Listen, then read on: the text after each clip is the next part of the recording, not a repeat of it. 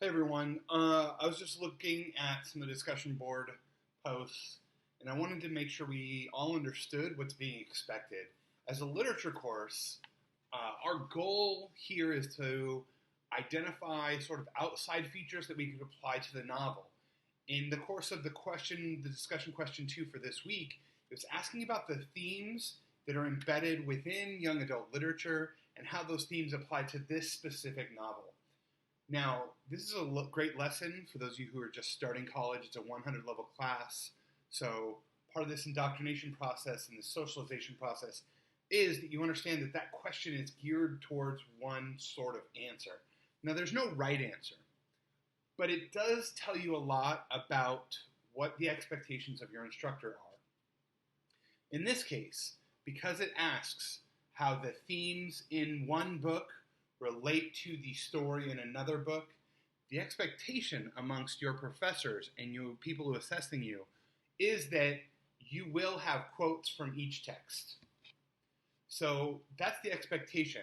Now that means that we have to go to our textbook and identify those themes and then apply those themes to the novel. And so you need 2 quotes. That's the baseline for my assessment is, do they have a quote from each source? The first one has to quote the book, not just the theme and the subtitle from the book, but some description of that subtitle, something that we can relate to, some way of applying that theme to this novel. These are some of the themes. There were so many, I just wrote the first maybe 7 or 8 of them. But there were so many that it really opens you up, and there's even sort of the sections that talk about other novels that do this similarly. We could certainly take from those quotes too. I chose not to because I chose to actually sort of live in my literature space. And in literature, this is a very common theme where you will take what we call a critical analysis tool. There are several of them, and you will apply it to a novel or the reading of a novel. So that's all we're trying to do.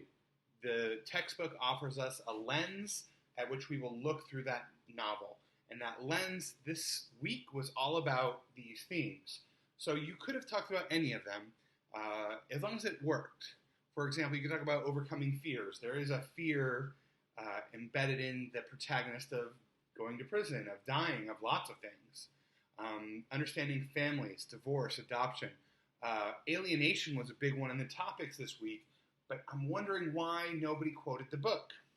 Because that would have been my first step, is say, well, what do the authors, what do Bucher and Hinton say about alienation that applies to this novel where I can actually do that work? Accomplishing goals like being found innocent, coping with violence, crime. That's this whole novel, dealing with crime, especially a crime being placed on you. And so here is this example. I chose sort of a obscure example so as not to sort of poison your minds, but I wanted to show you how flexible this system is. I chose suicide, which isn't something I don't think any of you talked about, but it is something that does crop up in the novel from time to time, at least in my view, in my reading of it. So here's what I came up with, right? The theme of coping with suicide crops up in Monster in an interesting way. Remember what I said in the original video. The idea is the first sentence tells you what's going to happen in the paragraph. Right now you know, I want to talk about how the theme of suicide comes into this novel. That's all I want to know. It's kind of a crappy topic sentence, but I wrote it in about 3 minutes. So I just wanted to show you guys how this works. The next step, well, I have to prove that the theme of coping with suicide exists within our textbook. So I quote the textbook, according to Bucher and Hinton. This, death and debilitating diseases, that, by the way, is how you input that information in APA format. You put it in brackets. It tells your readers, this was not in the original text, but I'm adding it as a clarifying statement. So what is this? This is death and debilitating diseases. Takes a toll on their emotions. There, I should have also specified is young people or young adults. But there I now have a lens. I want to look at particularly how death is taking a toll on Steve. So I come down. We can see this in his quote. They take away your shoelaces and your belt so you can't kill yourself no matter how bad it is. I guess making you live is part of the punishment. That really stands out to me for a lot of reasons, but I'm going to talk about that. That's where the discussion comes in. My job in the discussion is to connect those two pieces of evidence and show how what Steve is saying is his coping with his own death. So I say, what is interesting here is his discussion of suicide as a way out of being punished.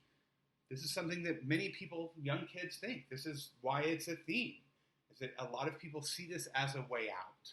It isn't. It is not necessarily a way out. Suicide is, like I said, a viable option for coping with one problem. Here, Steve is thinking that suicide would be a way out of his punishment, that living is part of that punishment.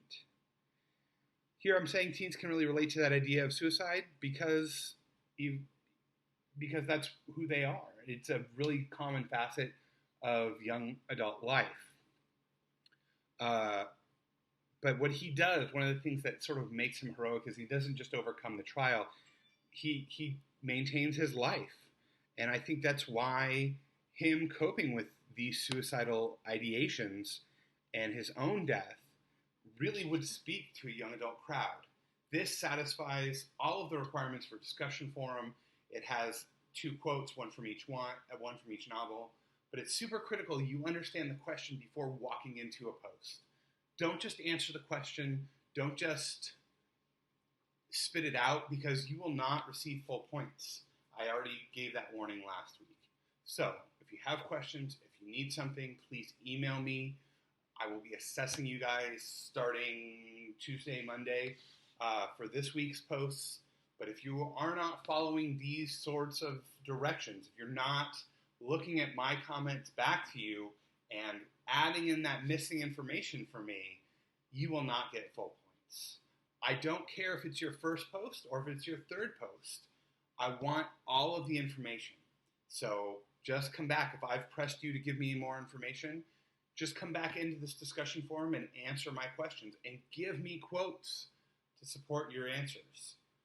If you have questions, again, email me. Otherwise, hopefully this makes a little bit more sense.